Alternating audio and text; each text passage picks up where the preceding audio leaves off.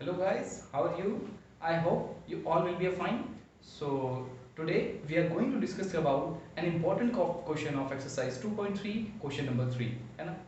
तो बेटा आज हम 2.3 का एक महत्वपूर्ण क्वेश्चन करने वाले हैं जो है क्वेश्चन नंबर 3 है ना। तो ये क्वेश्चन नंबर 3 जो है बहुत सिमिलर है ना, किससे? हमारे एग्जाम्पल नंबर 9 से। दोनों एक ही जैसे क्वेश्चन है। तो चलिए आज हम इसको और करते हैं। जिसने एग्जाम्पल नंबर 9 नहीं पढ़ा है वो वीडियो के डिस्क्रिप्शन में जाके लिंक के माध्यम से एग्जाम्पल नंबर 9 तक पहुंच सकते हैं। ठीक है बेटा, वो जरूर देखिए जिससे आपके सभी कॉन्सेप्ट क्लियर हो जाएंगे। ठीक है, तो चलिए जल्दी से इस क्वेश्चन को एक बार रीड कर लेते हैं, देन सॉल्यूशन को करते हैं। ठीक है बेटा, तो क्वेश्चन कहता है obtain all the zeros of this equation if two of its zeros are root 5 by 3 and minus root 5 by 3 है ना। तो हमें क्या करना है बेटा, हमें हिंदी वाले मीडियम वाले बच्चे ध्यान से सुने कि हमें इसमें करना क्या है। हमें करना ये है कि हमें एक इक्वेशन दी गई है, एक px दिया गया है जिसके सभी जीरोस को फाइंड आउट करना है ना बेटा। तो सभी जीरोस मीन्स जितने भी जीरोस होंगे। अब इसके लिए हमें उसके सभी जीरोस के नंबर जानने होंगे कि कितने नंबर्स ऑफ जीरोस हैं उसमें। तो बेटा यहाँ पे हम कैसे पता करेंगे कि जितनी उसकी हाईएस्ट डिग्री होती है वही उसका नंबर ऑफ जीरोस काउंट करने का वे होता है। ठीक है, इसमें highest degree of this equation is 4, so we can say that the number of zeros of this equations are 4। ठीक है, तो यहाँ पे देखिए कैसी इक्वेशन है, इंग्लिश में इसे क्वाड्रेटिक इक्वेशन कहते हैं। कैसी इक्वेशन कहते हैं बेटा? Quadratic equation. इसकी हाईएस्ट डिग्री 4 है, तो नंबर ऑफ जीरोस भी कितने होंगे बेटा? 4।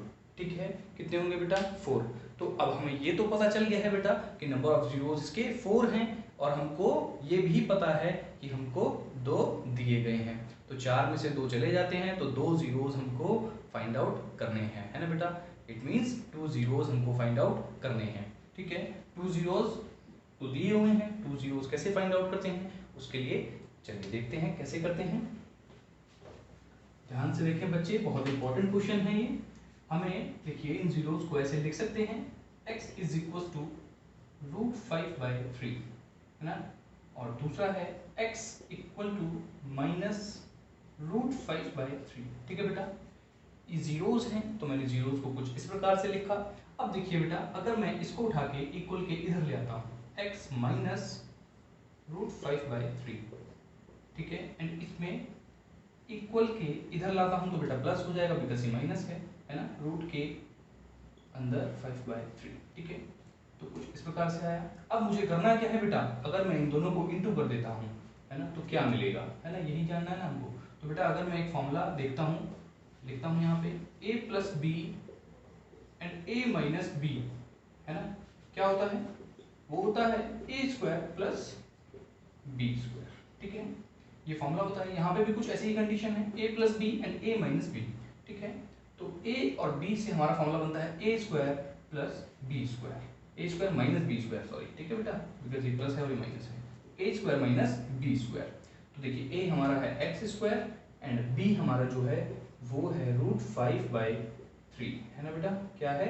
रूट 5 बाई 3 का स्क्वायर हो जाएगा, है ना, b का स्क्वायर मीन्स रूट 5 बाई 3 का स्क्वायर। अब इस रूट से a स्क्वायर कट जाएगा because we all know that कि स्क्वायर से रूट कट जाता है। ठीक है बेटा, तो फाइनल जो मिलता है हमें जीरोस को मल्टीप्लाई करने पे वो मिलता है ये, है ना। इसको मैं कुछ इस प्रकार से भी लिख सकता हूँ, यहाँ लिख देता हूँ बेटा एक्स स्क्वायर माइनस में 5 बाई 3। ठीक है, ये फाइनल है, ये हमको मल्टीप्लाई करने पे मिलता है। ठीक है बेटा, तो इसको नोट डाउन कर लीजिएगा। चलिए अब आगे करते हैं। अब बेटा करना क्या है, जब जीरोस मिल चुके हैं, जीरोस से हमें क्या मिला था? X square minus 5 by 3। ठीक है बेटा, अब हमें करना क्या है, अगर मैं उस क्वाड्रेटिक इक्वेशन से जो मेरे को क्वाड्रेटिक फॉर्म मिली थी इनको मल्टीप्लाई करने पे, उससे इसको डिवाइड कर देता हूँ। ठीक है बेटा, dividing px by x square minus में 5 बाई 3। ठीक है बेटा, देखिए इसको डिवाइड करते हैं। ठीक है, डिवाइड करते हैं तो 3x की पावर 4 प्लस 6x की पावर 3 माइनस 2x की power 2 minus 10x and plus नहीं -5, तो बेटा ये मिल गया। इसको डिवाइड करना है हमें, एक्स स्क्वायर माइनस में 5/3। हम डिवाइड क्यों कर रहे हैं, इसको समझने के लिए आप एग्जाम्पल नंबर 9 वाली वीडियो को देख सकते हैं, जिसमें आपको क्लियर हो जाएगा कि बेटा ये ऐसा क्यों करते हैं। ठीक है, अब अगर मैं बेटा इसको डिवाइड करता हूँ, चलिए मैं इन शॉर्ट बता भी देता हूँ कि अगर कोई बेटा देखिए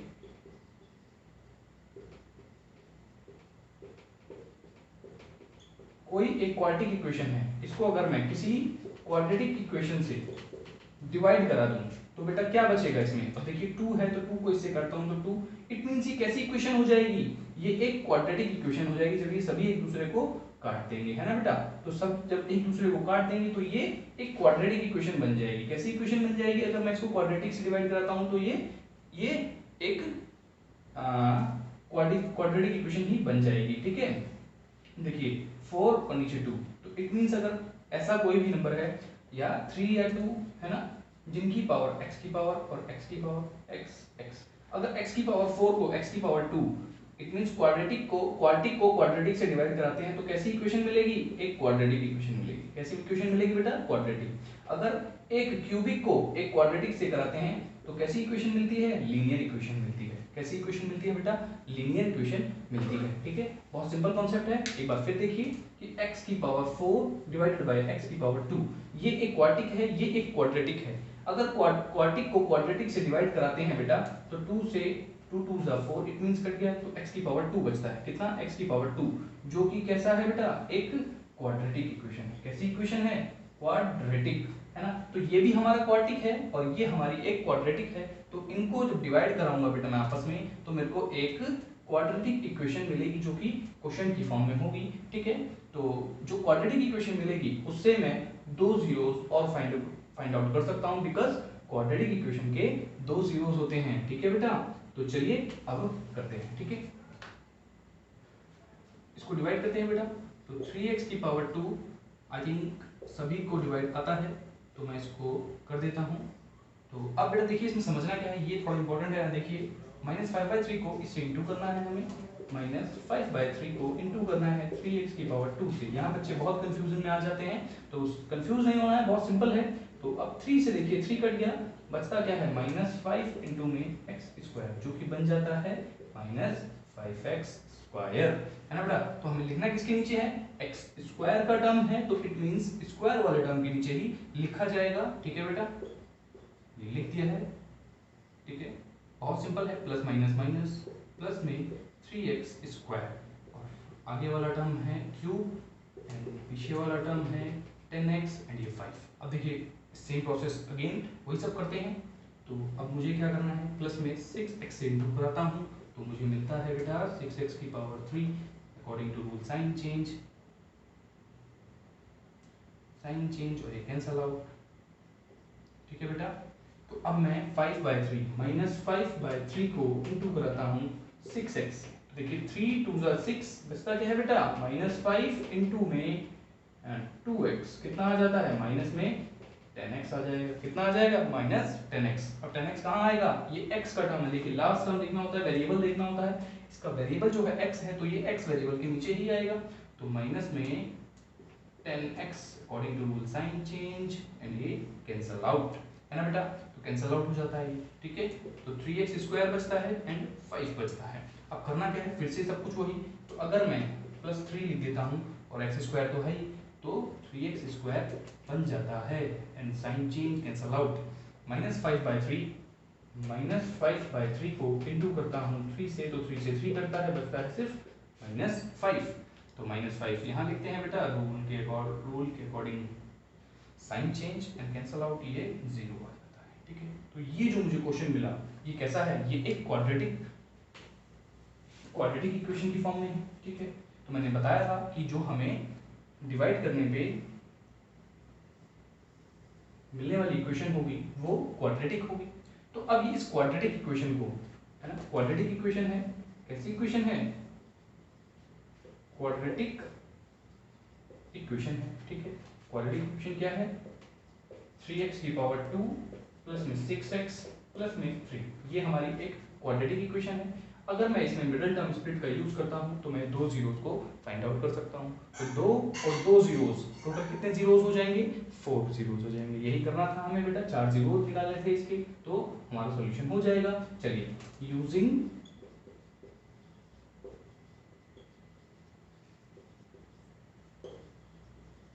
मिडिल टर्म स्प्लिट, ठीक है, मिडिल टर्म स्प्लिट मेथड लगाते हैं इसके अंदर। तो देखिए, तो 3x स्क्वायर प्लस में 6x प्लस में 3, ठीक है। तो अब देखिए इसको करते हैं सॉल्व। तो एक्स स्क्वायर के कोएफिशिएंट को लास्ट से इनटू करते हैं तो मिलता है बेटा 9, है ना। एक्स स्क्वायर का कोएफिशिएंट 3 है और 3 से ही इनटू करता हूं तो 3 से 9 मिलता है। और सेंट्रल टर्म जो है वो है 6x, it means middle term जो है वो है 6x।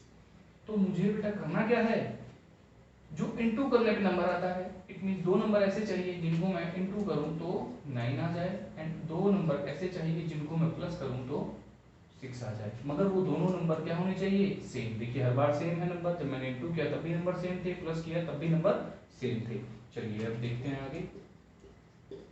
3x प्लस में 3x, देखिए मिडिल टर्म जो है ये मिडिल टर्म, इसको स्प्लिट करना है, तोड़ना है, दो पार्ट्स में तोड़ा तो 6x को कैसे लिख सकता हूँ? 3x प्लस 3x, तो 3x और 3x 6x हो जाएगा, एंड 3x को 3x से इनटू करता हूँ तो 9x भी बन जाता है ना। 9x स्क्वायर होता है क्योंकि 3x स्क्वायर को 3 से इनटू करता हूँ ना, तो 9x स्क्वायर। तो दोनों कंडीशन सेटिस्फाइड हैं। अब देखिए कि 3x स्क्वायर और इन दोनों को देखिए आप, ये एक एक पेयर बनाया है। पेयर बनाने के बाद इनमें कॉमन क्या है बेटा? 3 कॉमन है ना बेटा, 3 कॉमन है इन दोनों में। x भी कॉमन है कि नहीं है बेटा? है कॉमन। अब मैं इसको अगर इनटू करता हूँ x से तो 3x स्क्वायर बन जाता है, प्लस 1 से इनटू करता हूँ तो 3x बन जाता है। इनमें क्या कॉमन है बेटा? इन दोनों में 3 कॉमन है। क्या कॉमन है बेटा? 3 कॉमन है, ठीक है। तो 3 कॉमन होने की वजह से मैंने 3 कॉमन लिया, तो 3 को x से इनटू करा दूं तो बेटा 3x बन जाएगा, एंड 3 को 1 से इनटू करा दूं तो 3 बन जाएगा। अब क्या क्या इसमें इसके जीरोस आए? एक तो बेटा ये लेते हैं हम, और इन दोनों में से कोई एक लेते हैं बिकॉज बोथ आर सेम, है ना बेटा। तो 3x प्लस 3 इक्वल में 0 और x plus 1 is equal to 0, ठीक है।